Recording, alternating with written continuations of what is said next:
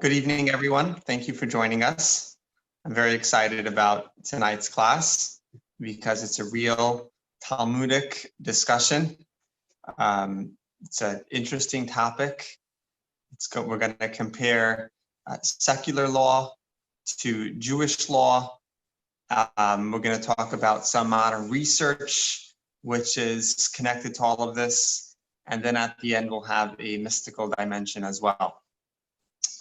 So this is going to be interesting, I think, hopefully.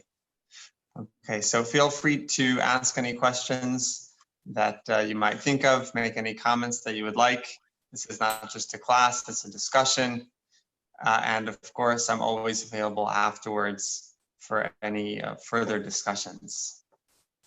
Okay, so we're going to talk about this evening, we're going to talk about self-incrimination. So basically, if somebody incriminates themselves and pleads guilty to something and basically says that, basically admits to some type of wrongdoing. So nowadays there are laws protecting people from statements that they make. But in the olden days, of course, there was no such thing. Not only that, it was quite common for governments or for kings, whatever it might be, to torture people to get them to admit to some type of wrongdoing, and then they could be punished. So that's how it was in the olden days. Today, things are much different. So let's first talk about the secular law, which I think it is probably similar in most countries around the world. I was not able to find the Icelandic law, but Heather was kind enough to share with me the British version. But in front of me, I have a copy of the American version. So we have a piece of the U.S. Constitution, the Fifth Amendment. The reason why I think this is relevant is because I think, from my understanding, it's pretty similar, in most countries. So we could just use this as an example because it's quite clear, quite simple, and easy to understand. So we do have this also on the text sheets. So feel free to give a look at it, and I'll read it out loud. So this is the Fifth Amendment to the Constitution, and it says like this. No person shall be held to answer for a capital or otherwise infamous crime unless on a presentment or indictment of a grand jury, except in cases arising in the land or naval forces or in the militia, when in actual service in time of war or public danger. Nor shall any person be subject for the same offense to be twice put in jeopardy of life or limb. Nor shall be compelled in any criminal case to be witness against himself, nor be deprived of life, liberty, or prosperity without due process of law. Nor shall private property be taken for public use without just compensation. So I think the important text for tonight's discussion is where it says, nor shall be compelled in any criminal case to be a witness against himself. So a person should never be forced to be a witness against themselves. So they shouldn't be tortured, they shouldn't be pressured, they shouldn't be tricked into saying something that could get them in trouble. So this is the U.S. Constitution protecting the rights of somebody who is who they're pressing charges against. So this is a relatively new idea, new concept, a new law, which we don't find in Roman law or early common law. So this is something of the last 200-300 years, which has become accepted, these rights have become accepted, you know, in governments and countries. So it's a fairly new law. In 1966, again, I'm talking about in the United States, just because it was easy for me to find the information, and I think it's a very good example and very interesting example. So in 1966, this law was expanded. It was taken a step further. So there was a famous case of Miranda versus Arizona, where the Supreme Court basically expanded you know, the rights of a criminal, and basically the case was about whether or not the words of the criminal could be used against them if they don't know that it's for if they don't know that they're allowed to remain silent. If they don't know that they have the right to remain silent, can their words be used against them? Right? So let's say they don't have a lawyer, or let's say that information was not given to them. They don't know that they could just be quiet. So the Fifth Amendment gives them the right to remain silent. But what if they're not aware of their rights? So could their words be used against them? So this came to the Supreme Court, and it was 5-4 in favor of expanding the rights of such a person, of a person who's charged, and their words could only be used against them, and it could only be used as, you know, testimony and as proof if they were aware that they had the right to remain silent. So this has become known as the Miranda warnings, and this is why when nowadays, at least in the United States, probably in many other countries, when somebody is arrested, they always share with them, and they always announce, they always tell them that you have the right to remain silent. Okay, so this is the background of the law, at least the way it is in the United States. I'm pretty sure it's the same in most places. So basically, in the early days, there was no such protection. Then later on, this became law, that a person has the right to remain silent. And then in 1966, this was expanded by the Supreme Court of the United States, that only if they were aware of their right could their words be used against them in a court of law. Okay, so this is, I think this is still a debate from time to time whether or not a terrorist should have these same rights. So I think there is still some discussion about this law. So even though it's been law for a long time, it's only in the last number of years that this has become a question whether or not these laws and these protections should apply to terrorists. But what I would like to do tonight is compare this to Jewish law, to Torah law, and to see what is the perspective of the Torah on this issue of self-incrimination. And by getting involved in this discussion and by digging into this issue, we will get into the fascinating world of the Talmud and Talmudic logic, where you could really see how Jewish law works, which I always find fascinating. So my question to you, to all of you, is, what is your opinion on these rights, or on what many people call nowadays the Miranda rights? Do you think that it goes far enough to protect the accused, or does it not go far enough?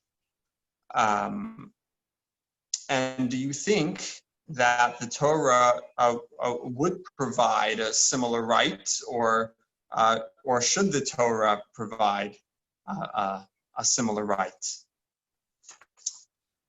Anybody want to chip in to the discussion? I didn't hear the beginning, sorry.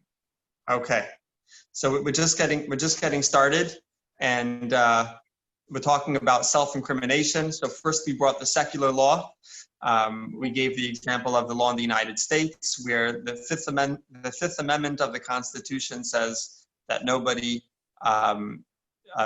everyone has the right to remain silent. They don't have to say something to get themselves in trouble.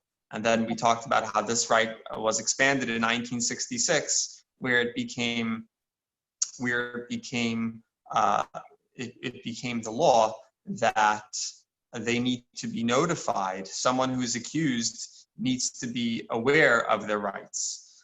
So now the question is, does this law go far enough to protect the accused or not? And for tonight, we'd like to figure out what does the Torah say about this?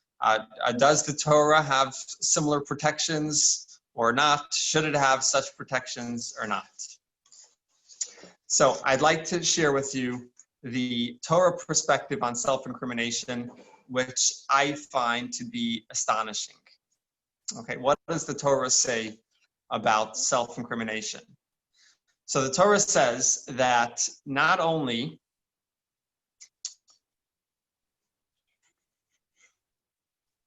so obviously the Torah came, the Torah law, it came many centuries before this secular law came about. So I think that's important to keep in mind, that we're talking about the Torah. We're talking about the Talmud. The Talmud was written 2,000 years ago. So this is way before, way before the discussions that have been going on over the last couple of hundred years. So what does the Torah say? So the Torah says something astonishing. Not only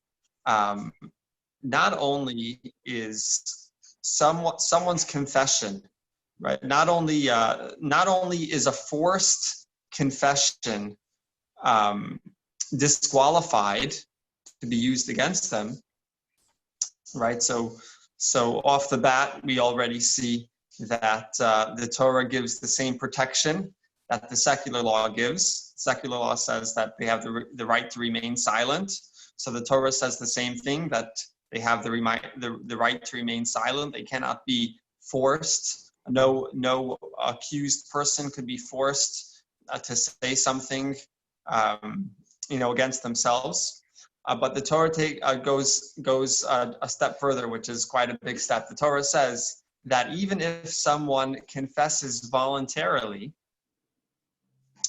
these words cannot be used against them. This testimony cannot be used against them. So imagine somebody comes into a Jewish court, a bet din, and they say, I murdered so-and-so. What does the court do? They send him home. They don't arrest him. They don't call the police. They don't do anything of the sort. They send him home. Because the Torah, in Torah law, in Jewish law, of course, someone cannot be forced or tortured or pressured into saying something against themselves. But not only that, even if they say something voluntarily, they are still these words are disqualified. The testimony and their admission is completely disqualified and we don't pay any attention to it. Could you imagine?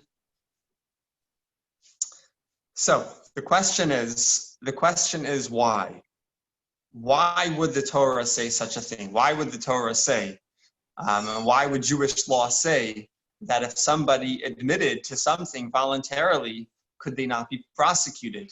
Why does the Torah say that we don't accept this testimony against themselves? Okay, so if anybody wants to give an idea or a thought, please feel free to do so. Otherwise I'll continue. I think it's a kind of revelation. So maybe the person who caused a crime, when they accept and reveal, and maybe Okay. right way to say so, because that is the truth. I think the secular law is also seeking for the truth.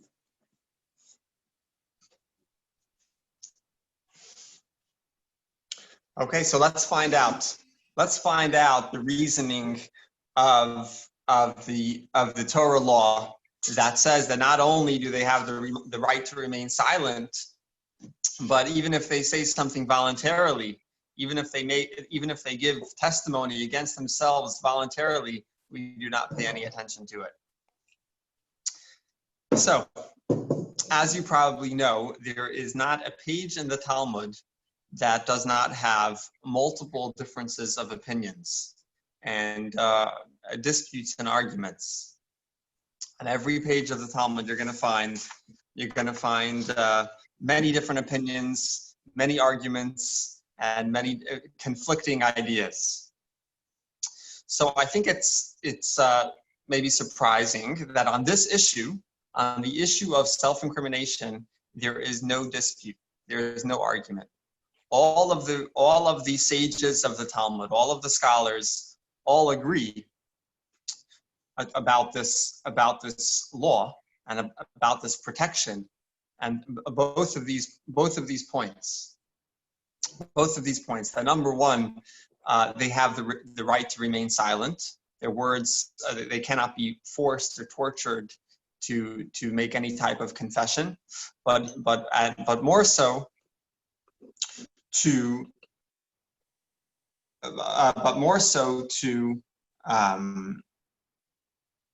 protect them against voluntary testimony as well.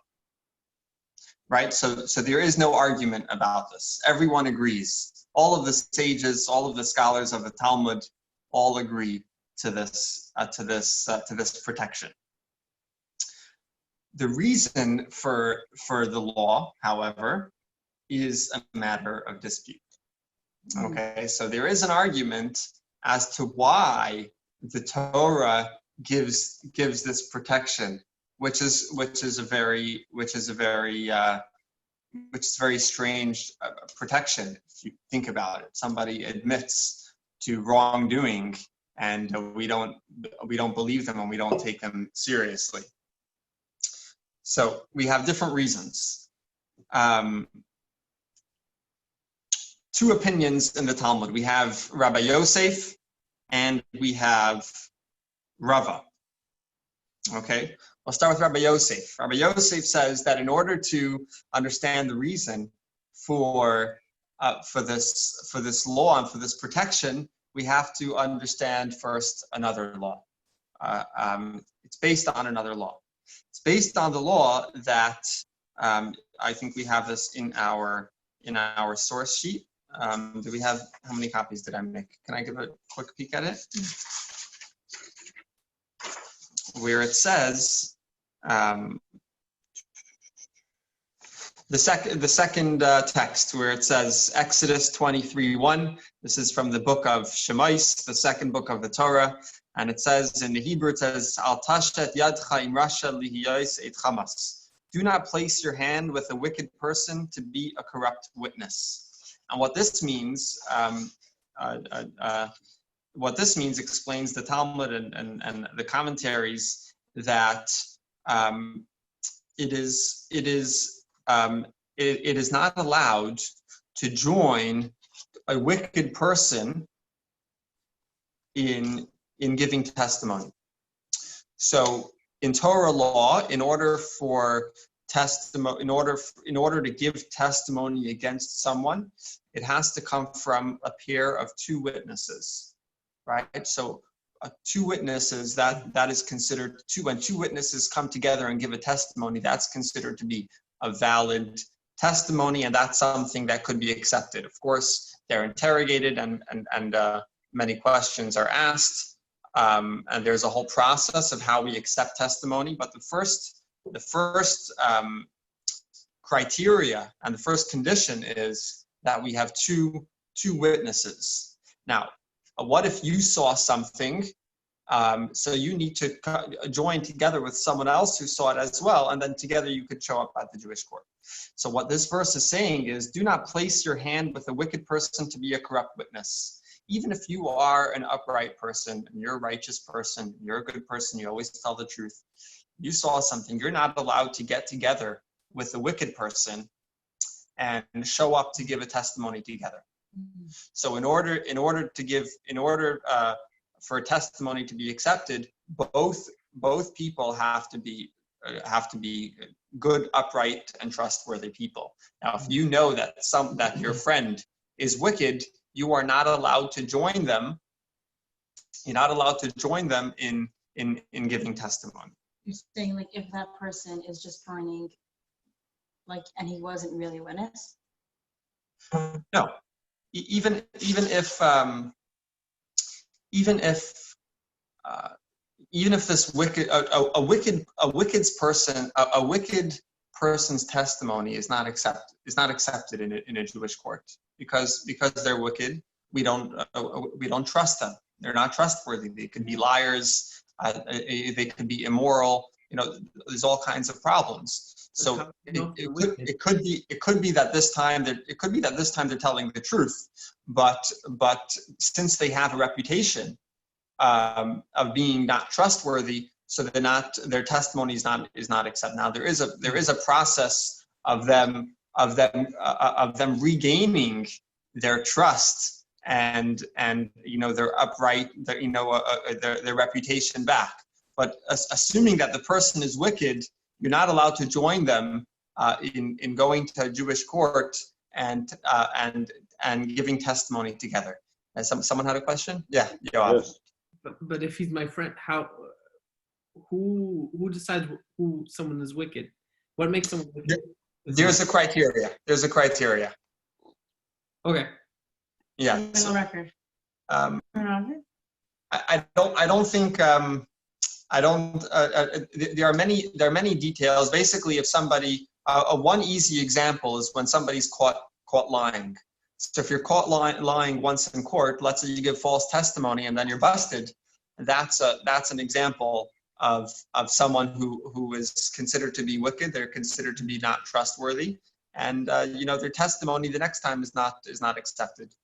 There are other possibilities as well. That's just one example, but there's a criteria. It's not up to regular people to decide who is trustworthy, who's not, whose testimony could be accepted and who's not.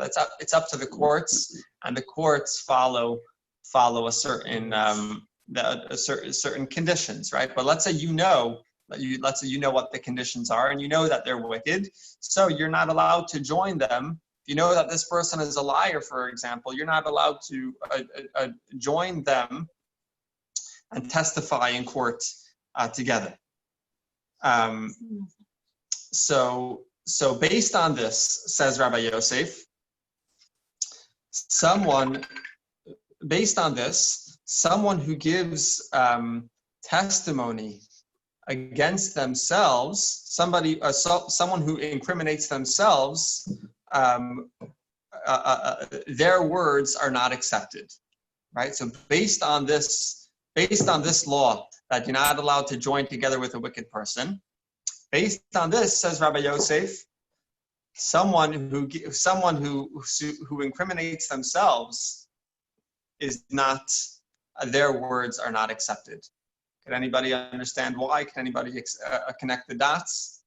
What is the connection between these two laws?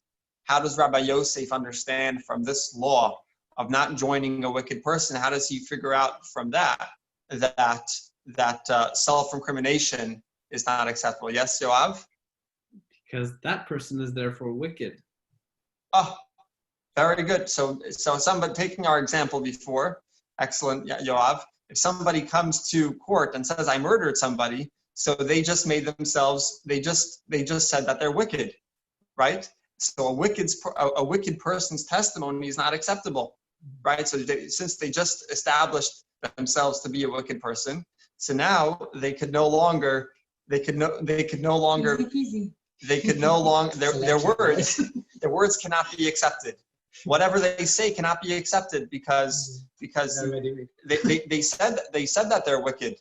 So they can't be trusted. So we don't accept their words. This is the reasoning of Rabbi Yosef. Because a wicked person is not allowed, because a wicked person's testimony is not accepted, therefore self-incrimination does not work. Doesn't matter if you're forced. It doesn't matter if it's voluntary. Regardless, you made yourself. This person made themselves to be a wicked person. So now their words are not acceptable, and that's why they're sent home. And investigated. No, we don't. The court will not take any action against them. That is Rabbi Yosef's opinion. Then we have Rava's opinion. Rava says the same thing. He says the law is the same. There's no argument about the law, but the reason is different. The reason why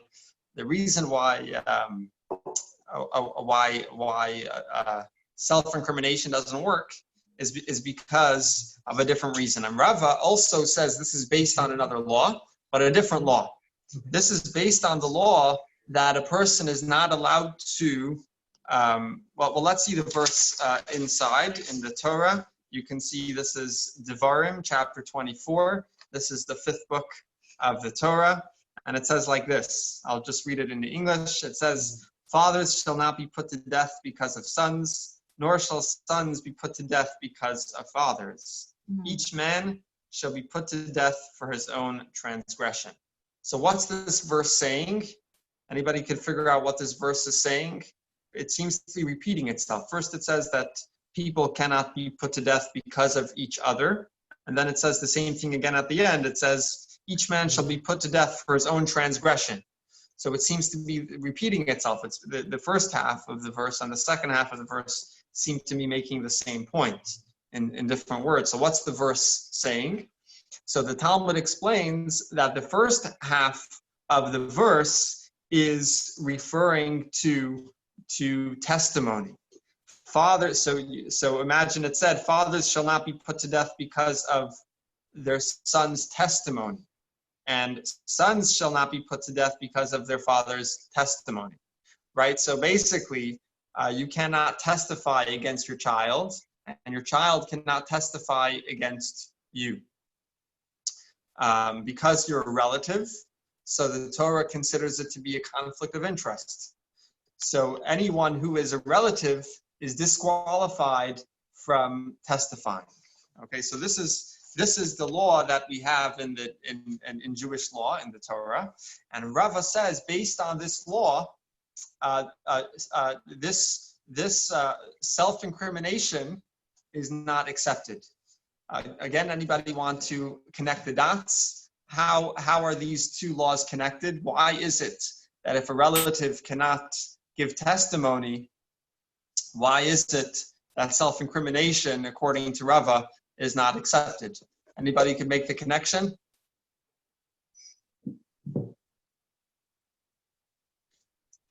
Anybody?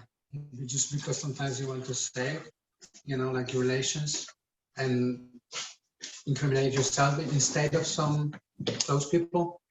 Rav is giving the reason. He's saying, what is the reason why self-incrimination is not accepted in a court? Because a relative is not allowed to testify, right? So what's the connection? Anybody understand the connection between these two laws? How is this a reason? Anybody see the connection? No. Natalia?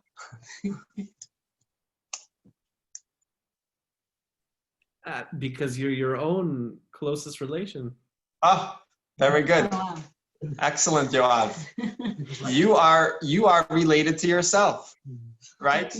So it's a conflict of interest if you're gonna give testimony against yourself. So if you're not allowed to give testimony, if you're not allowed to testify, I shouldn't say against, because it's not always against. Sometimes it's for. Or many times maybe it's more likely that it'll be for.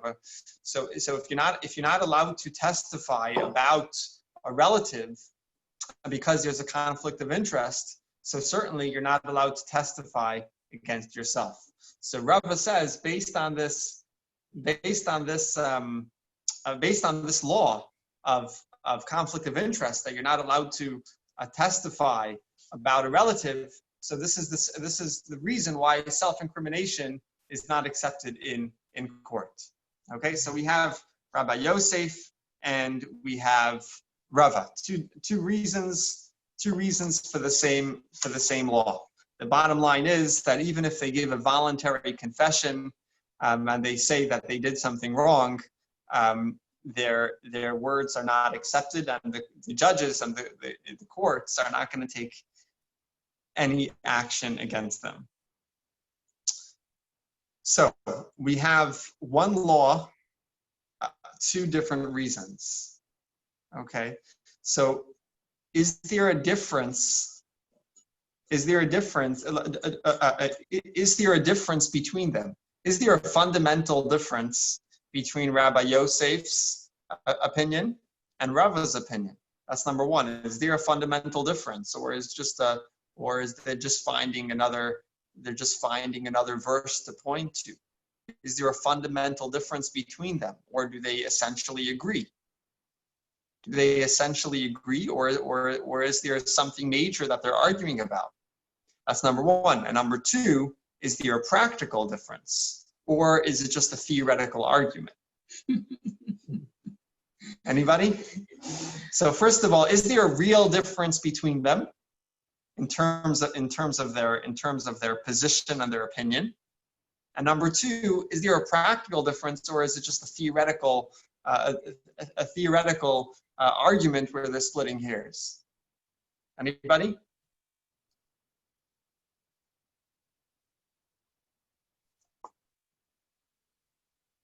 It practically ends up being the same, right? This is how we study Talmud. In yeshiva, this is what they do in yeshiva. Okay. We're sending I'll give you the answer. Rugula love in the meantime. So tasty. Has to be some connection between this. So there is, in fact, a fundamental difference between Rabbi Yosef and Rava. So let's just give a quick summary again. Rabbi Yosef says that the person who is self-incriminating them, who is incriminating themselves, is not believed because they're wicked. So Rabbi Yosef says that the person is not believed because the person is wicked, and Rava says the person is not believed because he's his own relative. Okay. One of them is subject to change. What if he becomes better? What if? Oh no, that doesn't work.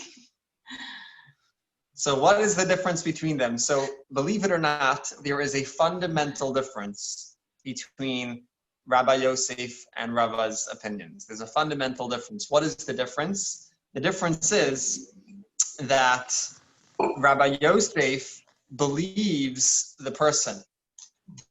Rabbi Yosef believes the person. He's saying that he's wicked. We believe him, what he said. That's why he's saying that he's wicked.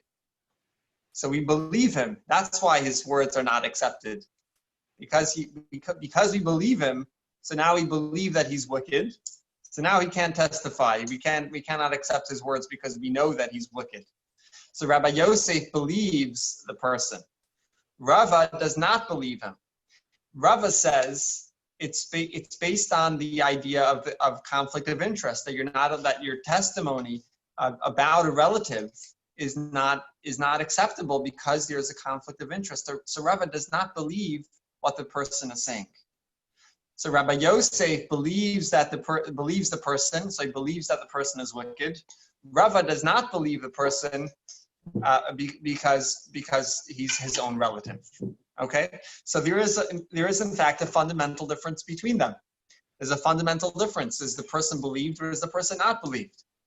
Is there a practical difference between them or not? Is there a practical difference? Now that you know the fundamental difference between them, could you think of a practical difference, or are they just wasting their time in the yeshiva arguing about something that has no real world impact?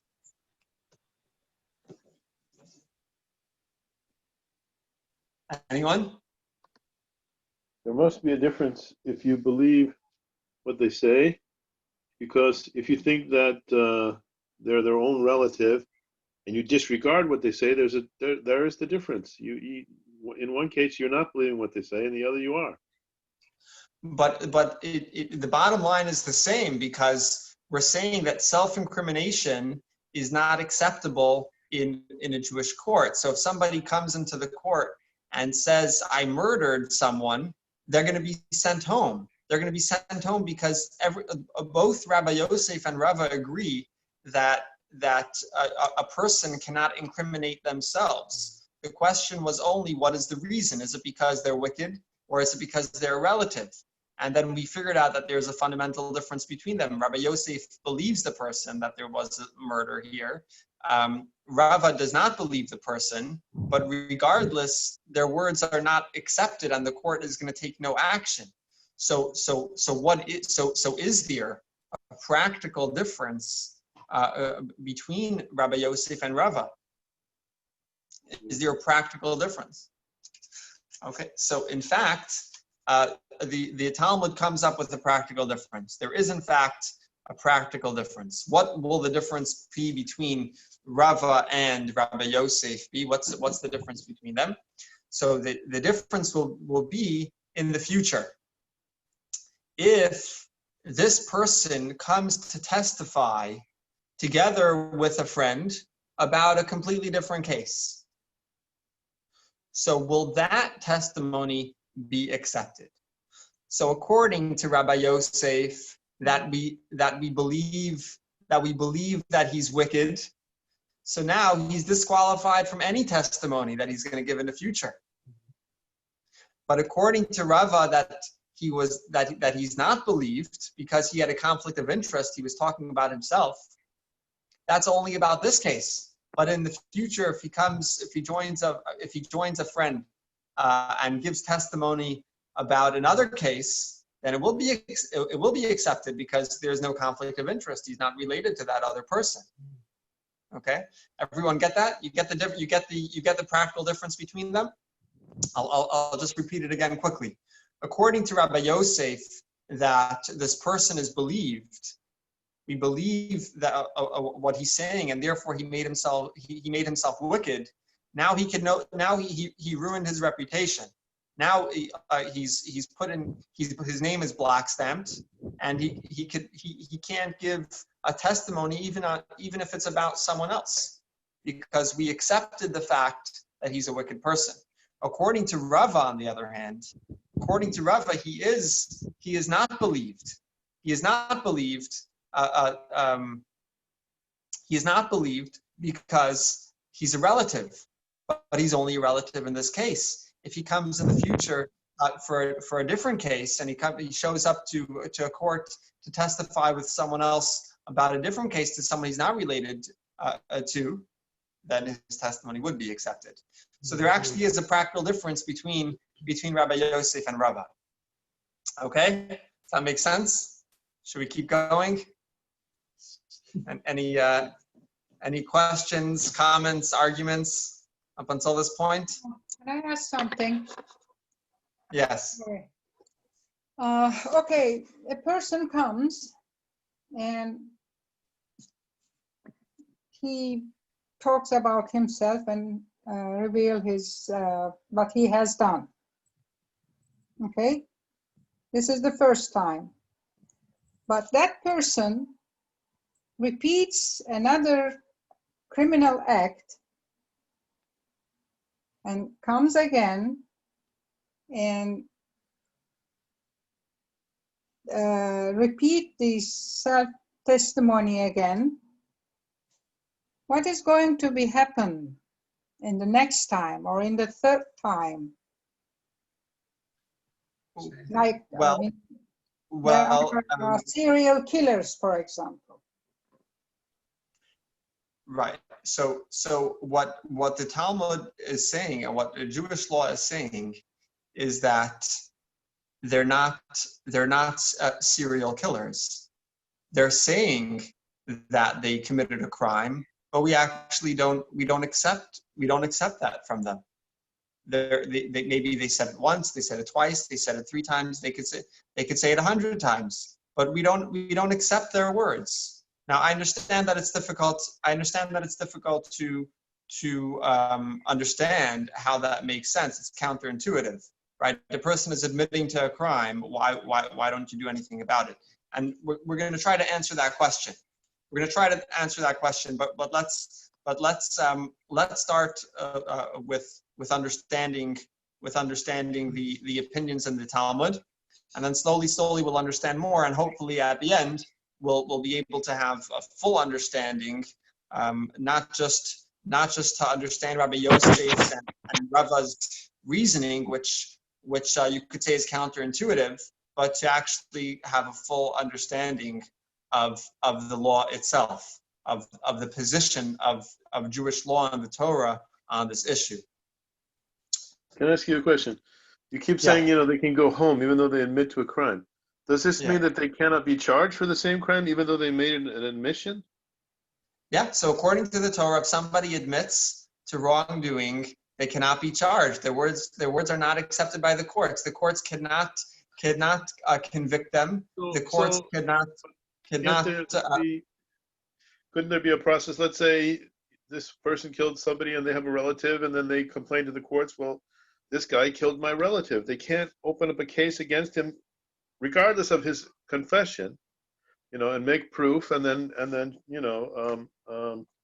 he could be found guilty of that crime if there's 2 other people who are witnesses.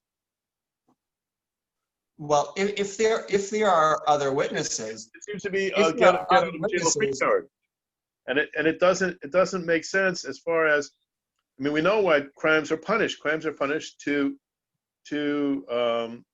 make it bad, and then hopefully there'll be a little less crime. Otherwise, people will commit crime without recourse. If there are other witnesses, then of course they could be charged. What this law is saying is that we cannot rely on this testimony. It's not considered. It's considered to be a weak testimony. It's not considered to be something that we could rely upon. And think about it. If someone is going to be punished, if somebody is going to be punished for a crime, we have to be certain beyond any shadow of a doubt that it was committed. And so the Torah is very careful about what type of testimony is accepted and what type of testimony is not accepted. And the Torah says that if somebody is a relative, they have a conflict of interest, and their testimony, no matter if it's positive or negative, the testimony is not accepted. So we could look for other witnesses. We could look for other proof. But from a relative, we cannot rely on a relative to punish someone or to charge someone for something. And now the same thing is for self-incrimination. The Torah says that someone who incriminates themselves, their words cannot be used against them. So if we have other witnesses who we could rely on, then they could be convicted. But to rely on rely solely on this person's own admission, that is not acceptable according to the Torah. Okay, so now I understand that this is counterintuitive, because you have a person who's coming voluntarily, he's admitting to something, and they're letting him go free.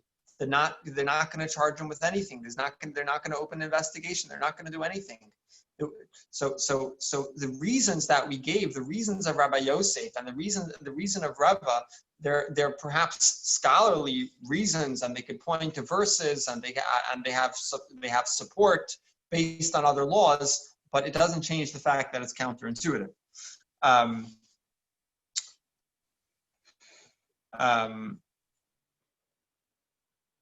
Okay, so let's move on a little bit, and hopefully things will become a little bit more clear and make more sense to us. Okay, so before we move on, let's give a quick summary of the law and the reason. So the law is someone who incriminates themselves, whether it is by force, whether it is voluntary, their words are not accepted. What's the reason? Rabbi Yosef says the reason is because they're wicked. So and wicked people cannot testify; their testimony is not acceptable.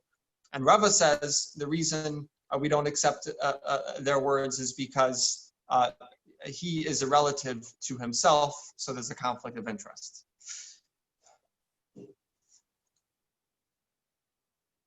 Okay, so this law of self-incrimination, that self-incrimination is not accepted, does not apply to monetary issues, to monetary cases and monetary admission, right? So if you look into your text sheet, you could see where it says Talmud Bava Metzia, page 3a. It says one's own admission is equivalent to the testimony of 100 witnesses. So someone's admission is so powerful, like there are 100 witnesses. So of course their words are accepted.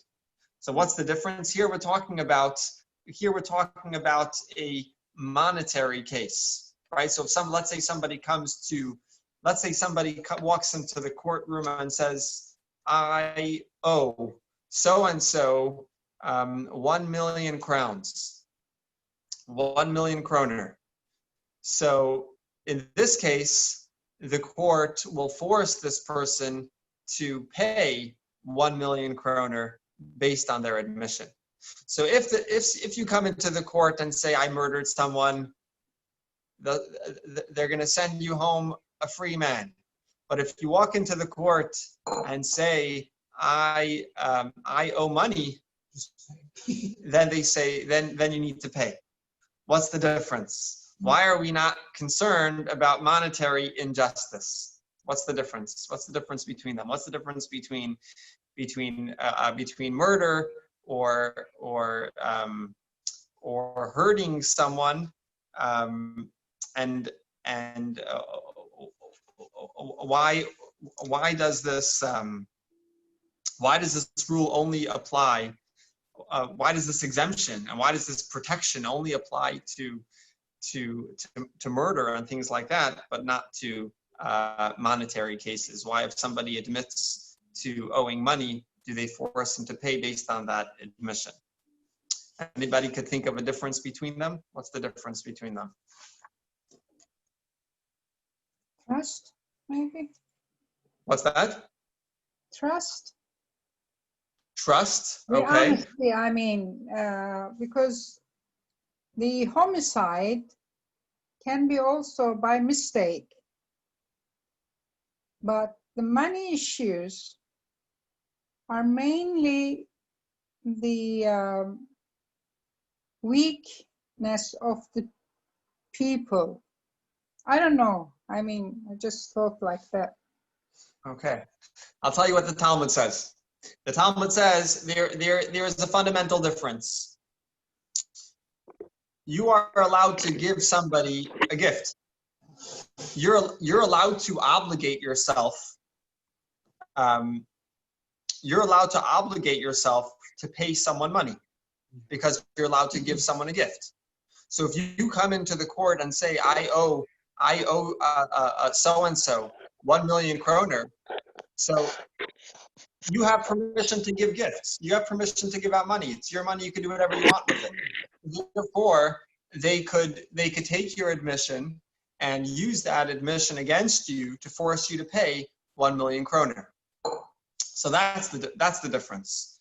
You're allowed to give a gift of money. You're allowed to obligate yourself in a case of money. So that's why they could use your admission against you. Okay, so Right, that's very different to punishment. right. Okay, so we were saying this before. I'm just going to say this again, that the Talmud's explanation to this whole story, even though it comes with logic, Rabbi Yosef has a logical reason, and Rava has a logical reason, but it's counterintuitive that a person should be able to come into court, make a confession, and he's not charged for it.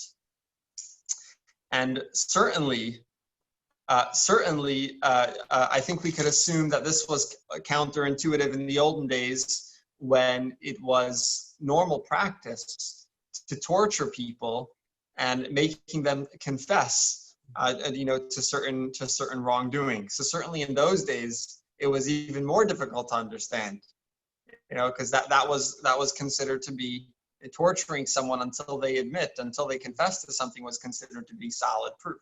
So today, obviously, that's no proof at all. So how could we understand this law? How could we understand this idea that if somebody comes into court and admits to murder, how is it that they are not charged? We cannot understand that today, right now, with all of this protection and all of these rights that we give to people who are accused. Certainly in the olden days, when the Talmud was written, certainly this was difficult to understand. So therefore, besides for the legal explanations that Rabbi Yosef and Rava gave, we also have a psychological explanation. And the psychological explanation was given by the Rambam. The Rambam lived about 1,000 years ago. So again, this is many hundreds of years before the conversation of protection and rights for the accused came to countries and governments and kingdoms. What does the Rambam say? So the Rambam says something absolutely fascinating. It is a psychological reason for this law. You could see it in the Rambam. It is at the end of the first column, and it says the Rambam in the Laws of Sanhedrin, which means the Jewish court, chapter 18, number 6. Okay, the Sanhedrin. We'll read this together. The Sanhedrin may not execute or lash a person who admits committing a transgression, lest he have become crazed concerning this matter. Perhaps he is one of those embittered people who are anxious to die and pierce the reins with swords or throw themselves from the rooftops. Similarly, we fear that such a person may come and admit committing an act that he did not perform, so that he will be executed. The general principle is the disqualification of a person's own testimony is a decree of the king. Okay, so what is the Rambam saying? The Rambam is saying something that we didn't see in the Talmud. Rambam, who lived about 1,000 years ago, he gave this very interesting psychological explanation and said that when somebody confesses to wrongdoing, that is not a proof that they actually committed a crime. Maybe they're suicidal, or they have other psychological issues, and so that's why they're coming to the court and saying that and confessing to wrongdoing. So confessing to wrongdoing, says the Talmud, another reason why a person cannot self-incriminate is because it is not a proof. Why is it not a proof? Because there could be many reasons why there could be many reasons why a person who is innocent would confess to being guilty. I've been reading once, like people who are coming and self-incriminating themselves, 20 of the person, they have like some mental issues, some mental disease, Wow, So most of that's these very, cases are not that's true. interesting. Wow, it's interesting. The Rambam is saying something we would hear from like a modern day psychologist. Yeah. He was living like 1,000 years ago, yeah? So the Rambam and Jewish law was way ahead Yeah. in terms of understanding the psychology and what might be going on and what might be going through the person's head.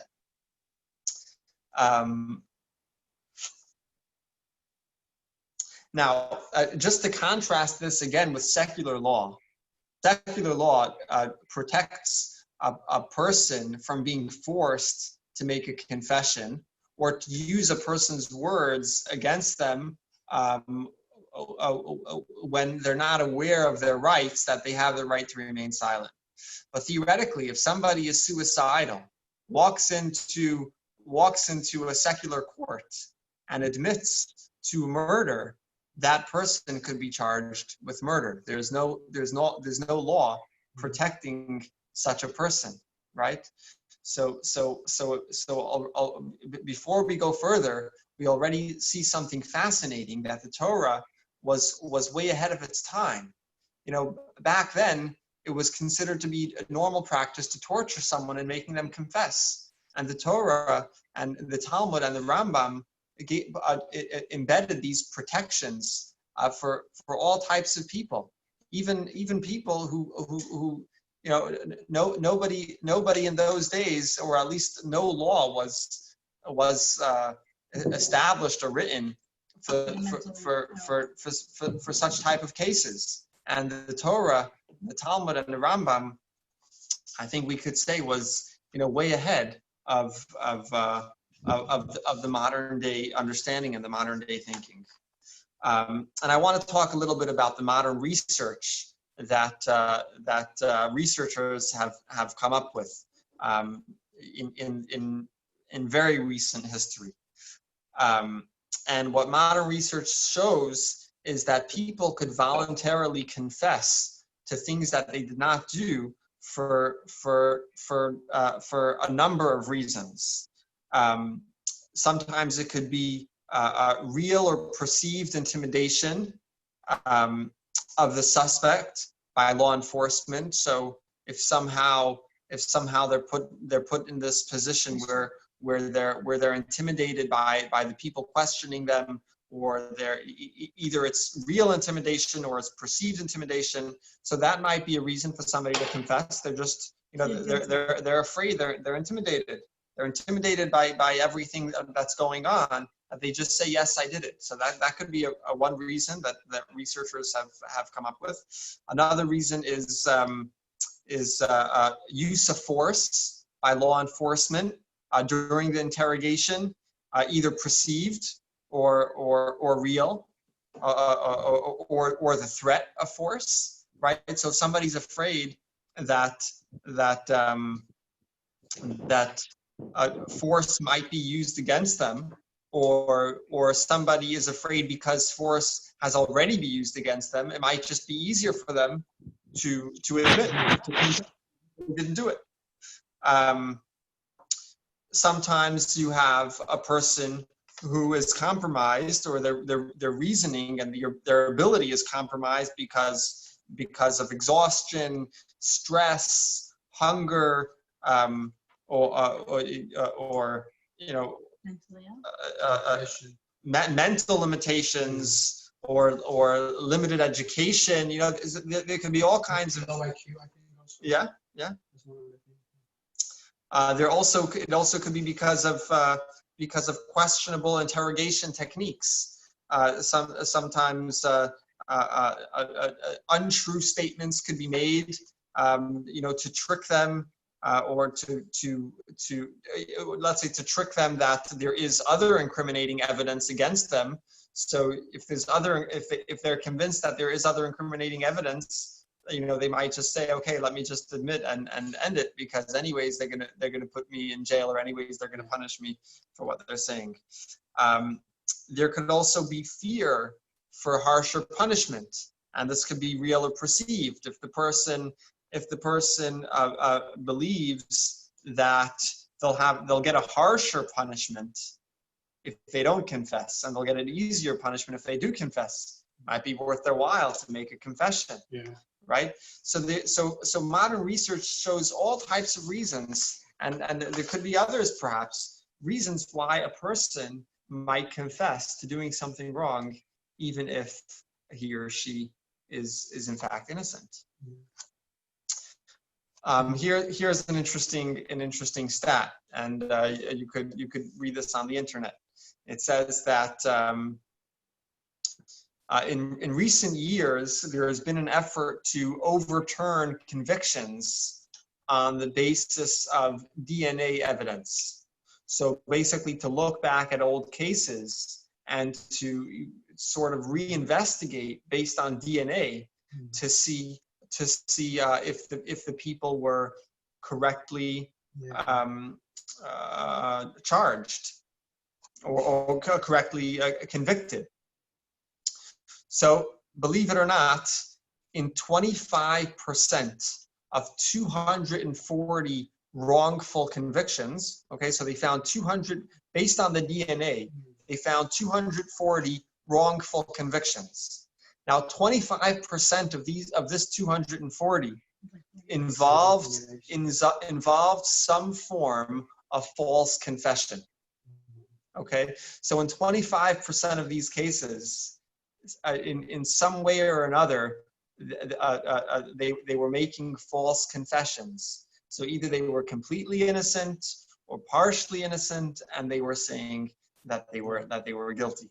Wow. And I'd like to point to an interesting story, an unfortunate story, which has been in the news. I don't know exactly when, but you could see it on your page, and you could look it up on the internet. This is a story that happened in 1959, and this is going to illustrate, demonstrate the point of the Rambam, Maimonides, and the law of the Torah, which protects people from self-incrimination. What's the story? On a winter morning in 1959, the body of an airline clerk, Mary Messliner, 23, was found on a canal bank 3 miles from Miami International Airport. She had been shot once in the head. More than 2 months after the murder, Airman Joseph Shea, 20, waved a bloody shirt at his sergeant in West Palm Beach and vaguely insisted that he had done something bad. Because Shea had been trying to fake a medical discharge, the sergeant was skeptical. Because the Messliner murder was still unsolved, though, Shea became a potential suspect. After questioning Shea, Miami detective Philip, I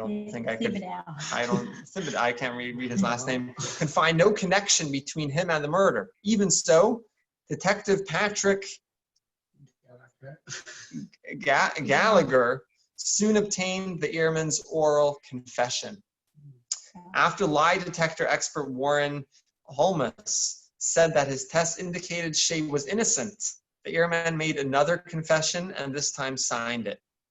Though crime lab supervisor Edward Whittaker testified that Shea's shirt was splattered with his own B-type blood, and there was only one spot of Mary Messliner's O-type, the confession persuaded a jury to find Shea guilty of first-degree murder and to recommend mercy.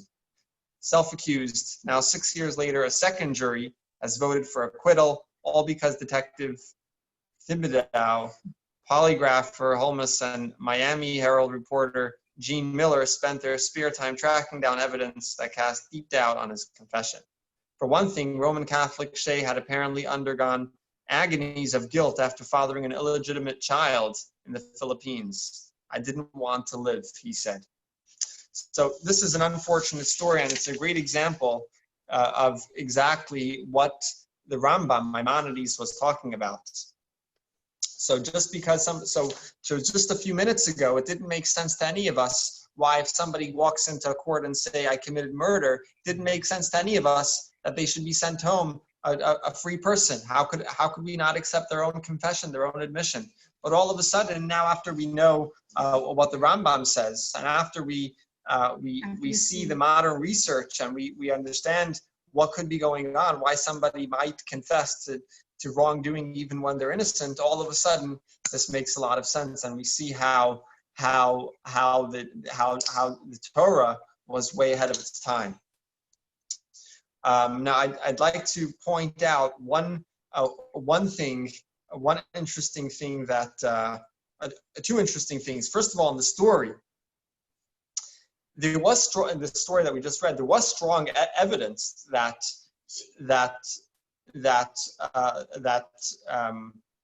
Shia or Shay, how do you pronounce it? Shia. Yeah, Like this is Shia butter, butter. right? Shia butter.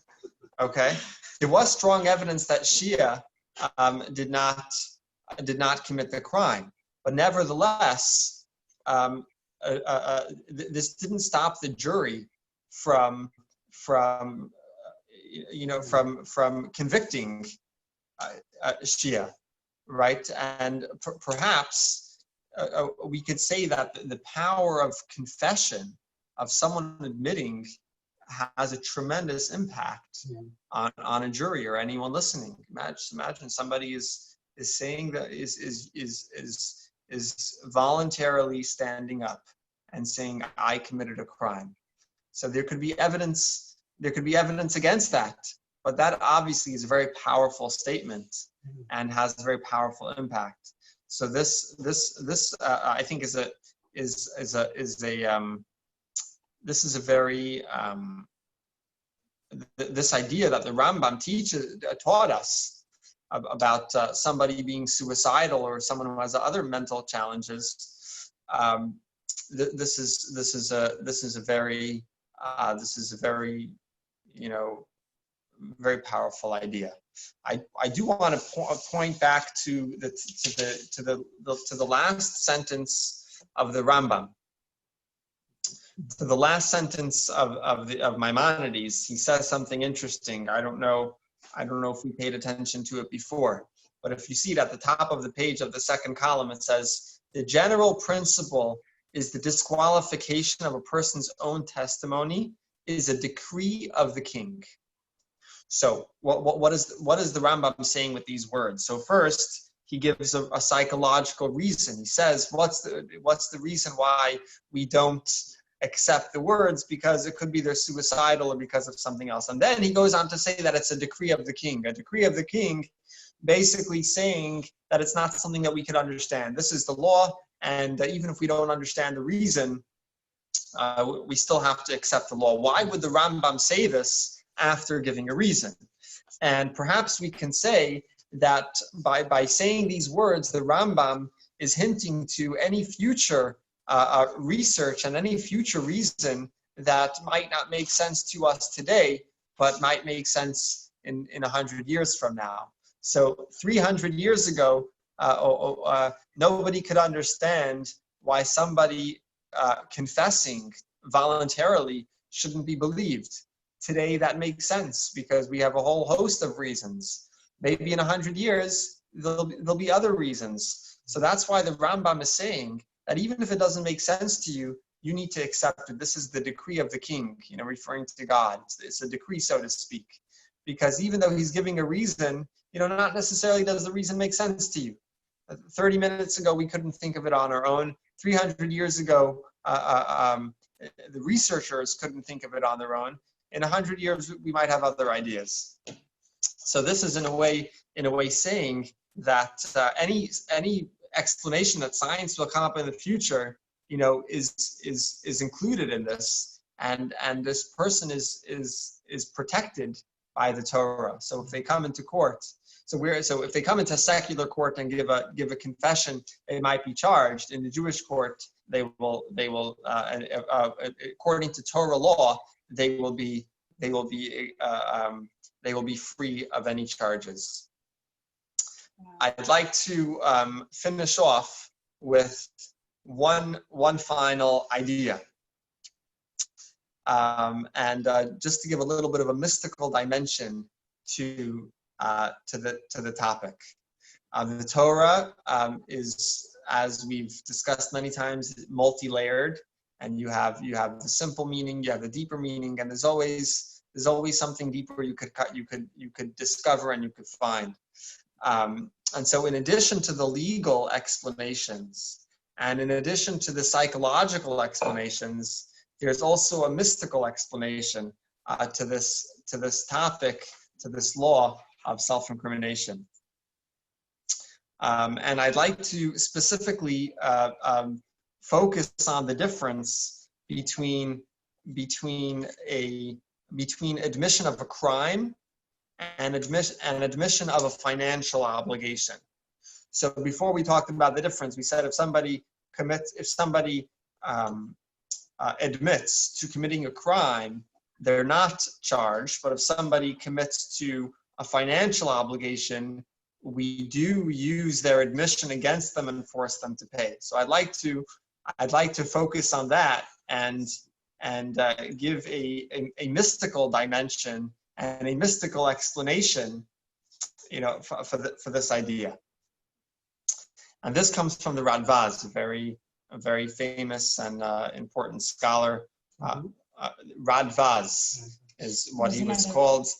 He lived. He wrote a commentary on Maimonides, on the Rambam. If I'm not mistaken, he lived a couple of hundred years ago. If I'm not mistaken, we could Google Radvaz. Radvaz was what he was called. Maybe you could look him up to see when he lived. I think it was a couple of hundred years ago. And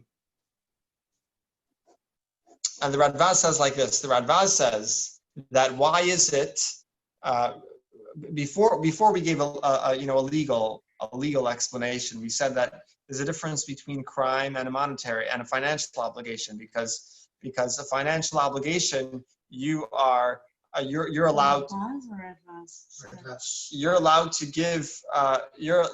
to give a gift to someone. You're allowed to obligate yourself a financial obligation. So that's why we could use your words against you. So that's the legal reason that we gave before. The Radvaz gives another reason. He says, your money belongs to you. So you have the right to give it away. But who does your body belong to? Against popular belief, perhaps, your body does not belong to you. Your body is loaned to you. Your body belongs to God. So if you come to court and say, I owe somebody money, yeah, you have the right to give away your money. You could give away your money. It belongs to you. But you don't own your life. Your life is loaned to you. And so therefore, you cannot say something that will cause them to take your life or to ruin your life by wasting your life, by putting you in jail or by punishing you in another way.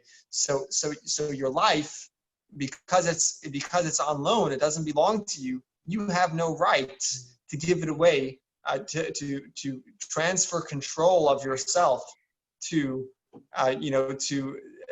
the courts. So if witnesses come and say you committed a crime, so you need to be punished. But you cannot do that. You don't have the right to do that. So your money you own. So you could do whatever you want with your money, but you cannot do whatever you want with your life. You cannot decide to take your life. You're not allowed, according to the Torah, you're not allowed to take your own life. It's a terrible sin.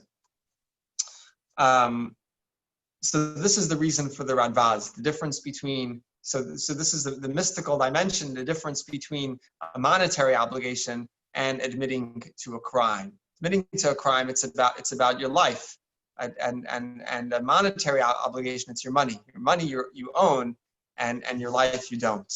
And the Radvaz ends off his explanation by saying that this is supposed to be our approach to life, that our soul and life itself is a gift from God, and it's given to us on loan, and it's up to us to to lead a meaningful life, an accomplished life, and a life of purpose, because that's why our life was given to us. It was given to us on loan, and it's up to us Wow. to use it in the proper way, in the way that it was intended. And I think we could connect this to the prayer that we say every single morning, Modeh Ani. There's a prayer, a 2-line prayer that you could find it online. You could find it in the prayer book. It says Modeh Ani lefanecha, and basically what it means in English is you're thanking God for giving you another day, thanking God for returning your soul to your body and allowing you to wake up and live another day and breathe for another day.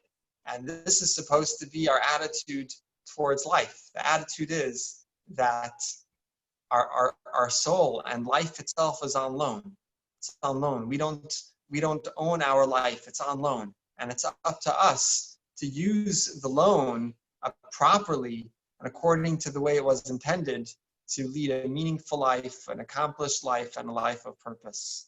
So the next time you say Modeh Ani, hopefully tomorrow morning you have more to appreciate and a deeper understanding into the prayer.